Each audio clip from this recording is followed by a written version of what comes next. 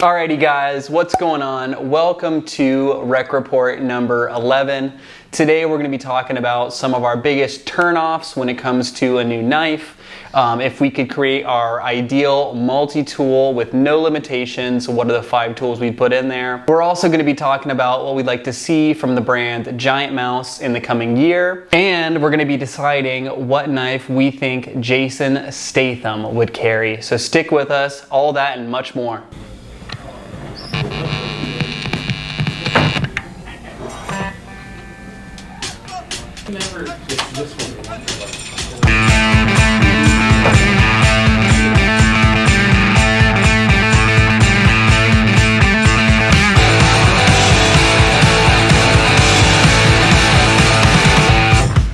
Hey, what's up?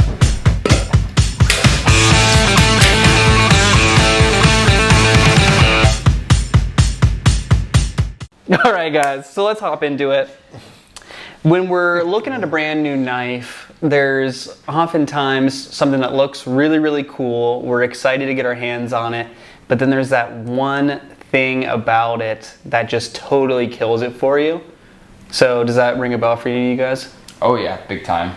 For me, it's either like blade play, rock block. Sometimes it'll be smooth, but if it has if it's not safe or functional, then it just doesn't matter. Or if the locks don't hold up. That's a huge thing for you. I've noticed that. From as long as I've known you. You're pretty abusive when it comes to locks. He is. He is. You need to be stronger. Yeah, so he's one of the people that's actually pushing locks artificially past their point of failure. So yeah, so safety is the biggest thing for you. If it's a cool looking knife with a locking mechanism that's not super safe, you are totally out on it. How about for you, Everett? First things, I think we need to start a new series with Riley. Okay. Just called Spine Wax with Riley. Spine wax. If it can't hold up to batoning through a wall, Every then knife it's is not just functional. spine whacking. So what if we just got a Spinal Tap album cover and changed it to Spinal Whack, and it's just a picture of Riley bashing a compression lock Spyderco against a log? Yeah. That's an $1 million idea. If you guys have the capability to produce that in Photoshop, you'll be hearing from our lawyers. Spinal Wax. It's the Spinal Whack. That would be an awesome series. Are you down for that? Do it. Okay, cool. Okay, so Everett, back to what we were initially talking about. A feature that just totally turns you off when it comes to a new knife. Blade steel. Yeah. For me. If it has alphabet soup in the name, Yeah. I'm not for it. So that rules out entire brands for you. Pretty much. Yeah. Kind of me too. I've become a knife snob Yeah. these days. So pretty much if it's a 14C, 28N, or 8CR, 9CR, any of those, I kind of just write it off immediately. Anything less than Magna Cut usually just We only accept Magna Cut and Rex 121 around here. It's weird that I say that because it's like 154 and XHP are 2 of my favorites. So Yeah. it's like they're not too much better than some of those other steels, but I think the companies that use 154 CM and CPM 154 and CTS XHP, they're probably in general gonna have higher quality than better heat treat. You know, yeah, better heat treat. So I would venture to say that, I mean, you can't say XHP is not much better than like 9CR, right? you never know. It all comes down. If it's Spyderco's Sounds cooler. 8CR on their Tenacious, probably not. That's fair. It's probably very similar, That's fair. but I still write it off as soon as I see the steel for some reason. Yeah, and it probably goes back to when we were first getting into knives, when we were kind of learning about blade steels. Maybe we grew some contempt towards the blade steels that we were carrying at the time. We're like, you were really excited to buy your first leak or whatever, and then you're like, this is awesome, and it holds up way better than a knife from Walmart, this, that, and the other. And then you learn about S30V, and you're like, oh wait, I need to try that. The knife forums definitely help sway my opinion. Yes. Being a younger kid reading those things, it's like everyone's calling the knife I just got trashed because of steel. Yeah. It's like, okay, maybe I don't like this knife. People were legitimately brutal on Yeah, blade it was forums back in the day. I think people growing up in the knife, or not even growing up, but just coming up in the knife community right now, they have a lot more resources when it comes to blade steels and whatnot. Like, imagine if we would have had knife steel nerds when we were growing up to learn about blade steels and whatnot. Shout out, Laren. We would have had a lot more. Well, we would have a lot less misinformation, is what I should say. Because when I was kind of watching YouTube videos and on forums and on Facebook learning about knives growing up, I would just take the comment of Billy Bob 78 like he knew everything, right. you know. And now being in the knife industry, you know, there's a lot of people that talk a big game. It's all bias. And yeah, it's a lot of bias getting thrown in there. So, unsafe locking mechanism. Blade steel deficiencies for you. For me, it's going to be a recurve. I could see that. You know, especially when you see like a super cool model that would just be, I don't know. I just feel like it'd be better with a just a straight across edge on the very bottom. A recurve has its purpose. I totally get it. I am so bad at sharpening by hand that any level of difficulty added onto it is going to throw me off to no end. So I get the point of a recurve. I get the functionality of it. It totally turns me off. Another thing would be a non-functional choil. So even when I have small hands, small fingers, and then sometimes you'll pull a knife out and the choil's like 8 millimeters wide. Right. You're like, just make the blade go all the way to the end if you're not going to make it so you can actually put your finger in there. What were you going to say, Riley? Emerson's. Oh yeah, big recurve people. Not a fan. Okay, but so here's my thing with Emerson though. So it's a hard use knife to an extent, but at the end of the day, they're defensive blades. So when I see a defensive blade, and I'm actually carrying one that a lot of people would consider a defensive blade today. This is the RMJ Sparrow. Shout out Zach for letting me borrow it. This knife could come in 8CR13 MOV, and if the price reflected it, I would be totally cool with it because this is not something that I'm going to be batoning with doing this. Yeah, it doesn't need to hold up at all. It's a hopefully 0-time use knife, you know, and worst case scenario, 1-time use knife. Yeah. So with Emerson having a recurve, they're trying to up their cutting potential there, and hopefully you never have to resharpen an Emerson. You know what I'm saying? So that's where I'm coming from with a recurve. So recurves for me, I'm totally out on unless it's really well integrated. How about a knife that only comes in partially serrated? I don't like serrations in general. Just big no. So a lot of new serrations, it's full serrated. Yes, 100% agree. And a lot of people do amazing serrations. Like one that I just recently got to experience firsthand for the first time was Protech serrations. You don't see very many Protechs that are serrated very often. A couple of the D2 special editions, or you know what I'm saying. They came through the door the other day and they had partial serrations on them. They're so nicely cut. I don't know, you shouldn't expect anything else from Protech anyway. Right. But they were super, super nice.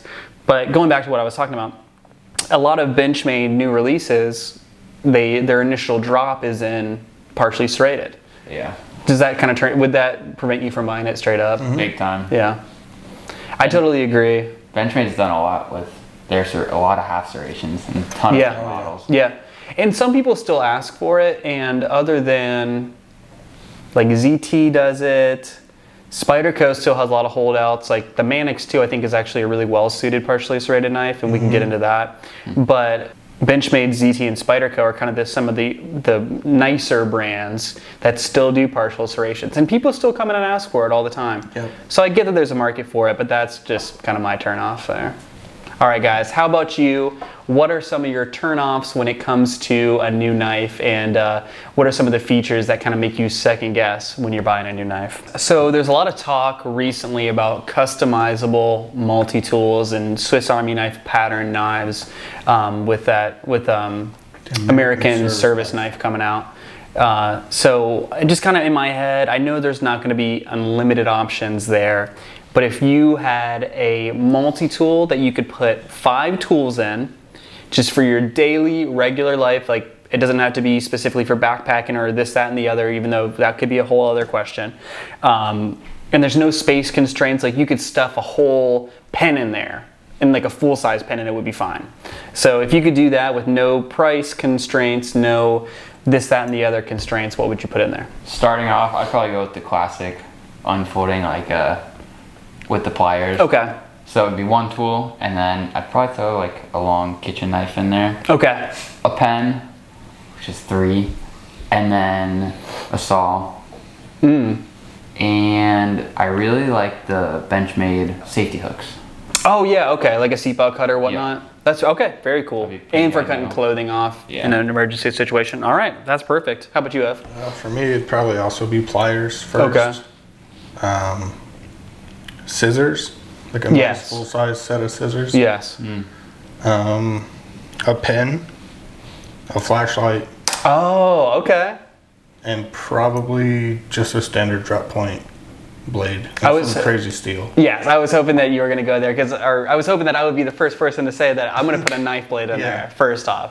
Okay, so I'm gonna start with a knife blade. I'm gonna do a Wharncliffe, really a cute tip Wharncliffe, because the way I see it, when you have a multi-tool, all your other bases for things that are kind of secondary uses for a knife are already covered. So I'm gonna do a really acute tip, Wharncliffe, and screw it, MagnaCut, obviously, because this is my dream multi-tool. I'm gonna throw a pen in there. It's gonna have that like Pilot G2 insert that we used to use in school growing up. I love that pen. I'm gonna put tweezers in there instead of pliers. That's huge. You know, I'm gonna put tweezers in there. That's 3. I'm gonna steal your idea for a flashlight. I did not think of that, but I'm always losing crap anyway, so I'm gonna put a flashlight in there. And then for my last tool, if I can get away with this, I'm gonna do a bit driver, and then if I can only do a couple, I'm gonna do 6 and 8. T6 and T8. I had that in my head, but You I don't use know if I them, but need then it. it's like very specific. It's like taking space in the tool from something else. I That's might true. use More. That's true, but this doesn't have to fit your spatial Yep, confines. yep. It's still gonna be this big at Right. the end of the day, you know? Do you imagine like a milled out MagnaCut plier head? Oh, jeez. It never corrodes and it has amazing plier retention. It'd be crazy. All right, guys, your dream multi-tool. What are the 5 tools you're including in there? No constraints whatsoever. Leave them down below. So we've been going through for the last few weeks talking about different brands and what we'd like to see from them in the coming year. This week, we're going to be talking about Giant Mouse, famously manufactured in Italy, and then they have some re-op models that they contract as well. Vox and Onzo, I'm sorry, I don't know how to pronounce the name, are the 2 designers for the brand. Super prolific designers. They've been around a good long time, and they're actually a fan of your Cerakote work. I don't know if you remember that, but yeah, so there's a little connection there, but awesome designs. Their Biblio has been super popular for a few years now. The Ace Grand is an awesome knife. Sonoma, all cool models. And they have awesome fixed blades that are made in Italy as well. So from that brand, what would you guys like to see in the future? For me, a couple things. More fixed blades. Yeah. They do incredible work when it comes to fixed blades. Fit and finish, it's top notch with like the crowned Yes. spines and all that stuff. So I'd like to see some more fixed blade options. And then some new variations of the Sonoma. Oh, the Sonoma. Full tie right now. Yes. I don't think they've done any micarta or other versions outside of the titanium. Not that have been released yet. So Yeah. So I totally agree with that. How about you, Riley? They've done a lot of things that I like. A lot of cool handle materials, cool shapes, everything. Now if they changed up a little bit and put a button lock in, that would be cool. Very, very Game cool. changer. But okay, I'm gonna take it a step further because I have the specific model that I wanted in, the Sonoma, because I love the way that knife looks.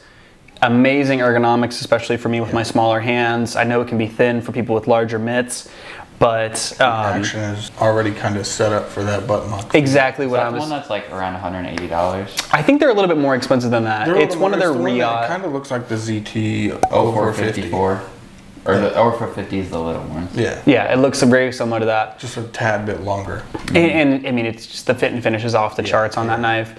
I think that knife would be really well suited for a button lock because the frame lock on it, while it's super strong and you know it's a great locking mechanism, the handle is so thin and the lock takes up so much of the lock bar side, or the lock bar takes so much space up on the lock side that you squeeze the lock inadvertently when you're trying to engage, or when you're trying to flip it, or at least I do. I know there's ways that you can hold it, like you can grab onto the clip with your bottom fingers so you're not pressing on the lock and making it really hard to fire.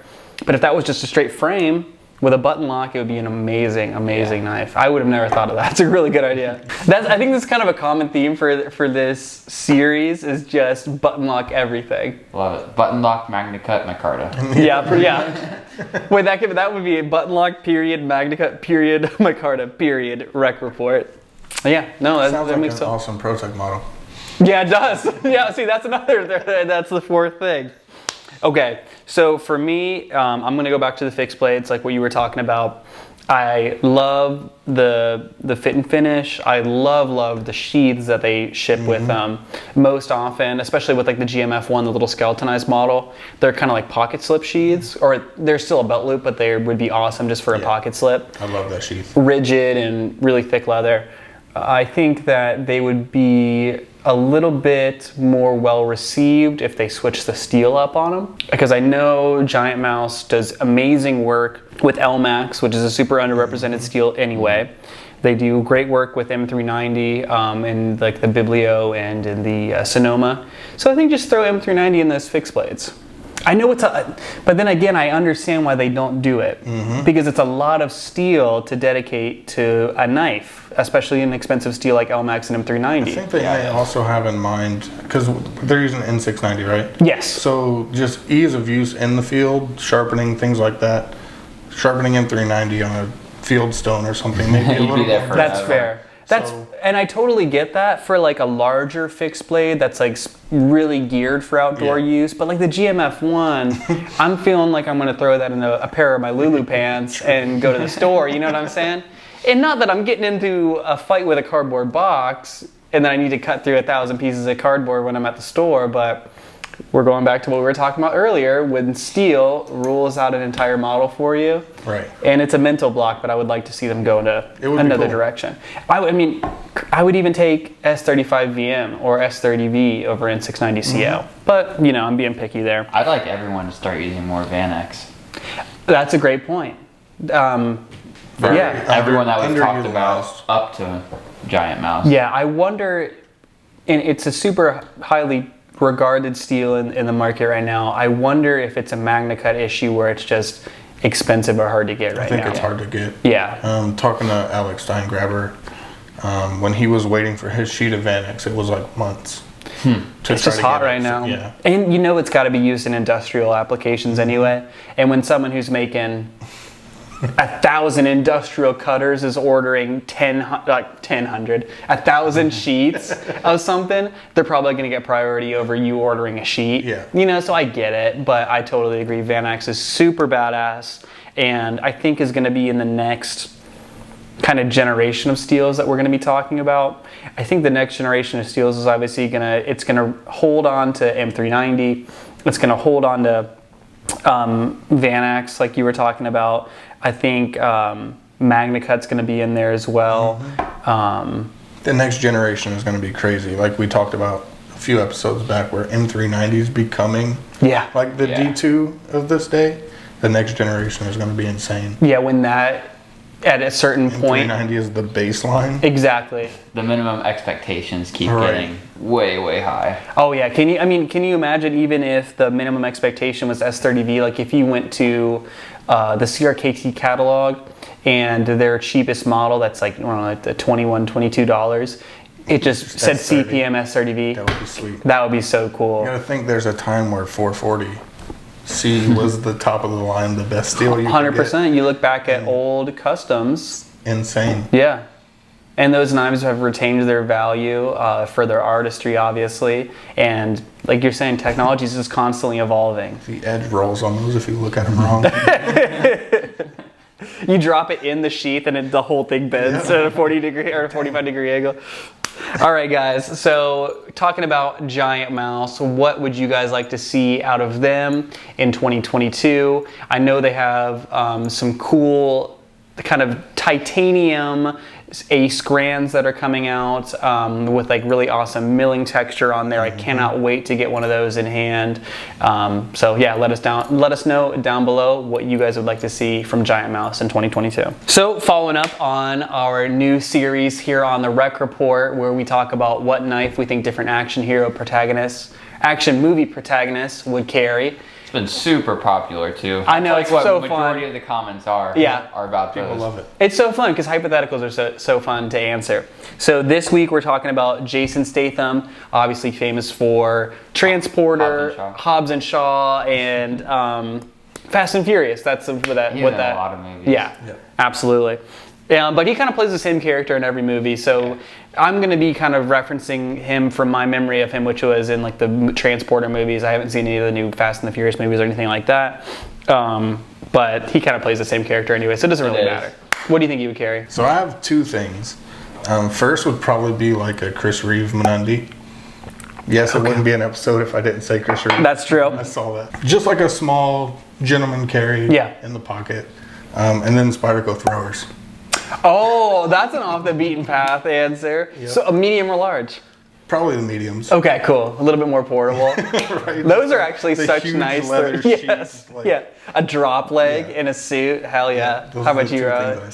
All right, so we haven't talked about them yet, but I have a feeling it might be pretty similar to yours. Okay. I'm going with the Protech Mordact. Yeah, you're right. Yeah. Try that again. Yeah. The Protech Mordax. Is that what you were going to say? No. No. I think it's a great choice, though. I honestly think it's one of the most perfect knives to come out in the last couple of years. It takes what people dislike about the Malibu, which is its size, and kind of lack of gripping area. Like that one has like a better finger groove there. The choil is usable. There really isn't a nicer knife than that for the price because they're around like $240. Yeah, it's awesome. It's such a nice knife, 20 CV in aluminum. I think it's a great choice. I think he might also be carrying a halo. Oh, I could totally see that. Well, a lot of his movies, they kind of have that like, he was once an SAS officer and then his commanding officer killed his wife and now he's rogue, you know? Yeah, no, that kind of fits the bill. That fits the bill for sure. No, I dig it. For me, this is going to be a weird one. I think he's going with the Benchmade Fact. I could see it. The like really long, pointy. It looks like a double edge. Standard. And here's why. I think that the auto is obviously brand new. I'm thinking about him back in like the Transporter early 2000s, early 2010s. I just feel like that kind of fits the time frame and it fits the bill where he's kind of just like a badass. And I don't see him like doing anything out in the woods. I think he's just hurting people with his knives. So I think the Benchmade Fact is what I see him carrying. Of course, I could see him carrying an RMJ Sparrow if he was kind of on a mission, but if he's just ripping around in his Audi S8, then he's carrying a Benchmade Fact. Definitely. Cool. So what do you guys think? What would Jason Statham be carrying when he's in the movies? That's a stupid way to do that. All right, guys, so what do you think? What would Jason Statham carry in his movies? Doesn't matter which one, but if you want to tell us which one it's in reference to, kind of give us a picture for the vibe you're going for. Let us know down below. All right, guys, let's do the $50 winner. I got my YouTube comment picker. I'll start doing my screen recording now. This one is going to be picking comments from the previous episode, episode 10, with the young Rock in the thumbnail. I just love that meme, that's why I had to go in there. 58 unique comments on that video. And the winner is Dylan Barna, an original homie. One of the OG guys. Heck yeah. There we go. Shout out Dylan, congratulations. What did he say? He said, I would like to see we take some elements of the button lock Elementum, but bump up the materials and style to challenge the Malibu. Definitely. Also, Riley mentioned wanting to see a front flipper. We had one that I believe should be on the way in November, the Roxy 3. Wow. That looks pretty sick. Nice. Yeah, I'll be pretty stoked. Dylan, you are awesome. Always coming in with comments. And new information, we appreciate you. Absolutely. Shoot us a message on Instagram and we'll get you hooked up with your $50 in-store credit. All right, Ev, you got some Cerakote for us this week? Just a couple. Cool. So first things first, we have an Urban Survival Gear pen. This was a brass body. Oh, cool. Titanium clip. He said he didn't like the way the brass made his hand smell. Oh, I totally get that. I totally get that. He wanted to Cerakote the body in a bright red. So yeah, extremely clean. Did that in bright red. Yeah, that looks sweet. That pen is silent too. I love it. The clip, Oh, it is. The clip just barely hovers above the body too, so there are no like scratch. Mm-hmm. Wow, that's really, really nice. It's really nice. I totally get that because I really like the way that the brass weight feels when you're writing, but it has that penny, like almost copper smell to it. Yeah, this thing is awesome. That looks really, really nice. And I see one of Riley's favorites over there. What you got? So we did a Mordax. He wanted this in camo, multicam black, to be specific. That came out pretty So clean. we did the handles in black, gray, and OD green. Looks really nice. Clean. I dig that. Was the blade already black? Yes. Yeah, that looks super clean. Just blends right in. Then honorable mention to the Iron Man Para 3 that we did. Yes. We just posted that up on Instagram. I wish it was here to show off, but the customer was so excited he picked it up early. So He did. Yeah, he came in yesterday and grabbed it. Yeah, pretty cool. That is an awesome example of a customer coming in with a really well thought out vision and then you guys executing it to perfection. It looked super, super clean. A little bit of extra touches here and there. I think you guys will really like it. If you haven't already, go down below. We have the REC Custom Shop Instagram linked. Actually, don't follow it unless you want to have an extreme desire to get every single one of your knives and every single EDC item coded. So if you're trying to keep your money in your pocket, maybe don't look at that page. right. Anything else, guys? That's about it for me. How about a pocket dump? I have so much stuff the today. Brown and Tan Shaman. Whose was that? Yeah, who calls it the brown and tan shaman? It's just the colors. I saw it in the store and thought it looked pretty cool. Oh, cool. Thought it'd be a cool one to have. Yeah, not very special or anything. Just a weird color scheme. How much you have? I have a lot of stuff today. So I'm bringing back the pocket quiver. Yes. Colder months, I normally carry something like this. So pen, flashlight, copper O-light, and mini Nipex. Nice. Wallet, unfound leather, cell phone, a little pumpkin spice shaman. Soon to be scented with pumpkin spice Gunny Glide. Right. I'm definitely buying a bottle of that stuff. I can. Yes, 100% I'm going to buy a bottle of I that. don't know about that. To throw that specifically for this knife only. That's hysterical. I love it. And then little special. Yep. Finally back. Talked about it last week. This is the first 21 that I ever bought in 2016. Probably sold it 8 times now, but it's made its way back, and I hope it's here to stay. It stays in the general area. It stays in the family. Yes. And then Riley, I see you got a watch on. I do. Seiko Sports 5. Yep. Perfect. Nice. Love that. We're getting him into automatic watches, another expensive hobby to get Riley in on. I absolutely love it. Today, I had a Malibu in my pocket for a little while, and then I ditched it because I wanted to rely solely on this. This is an RMJ Sparrow. This one was actually Cerakoted by you guys for one of our local homies, Zach. He was in store yesterday with his amazing family. Let me borrow it, so I'm super excited. I think this may convert me into an EDC fixed blade guy. Whoa. The way that the sheath is set up, just how thin this is against the body.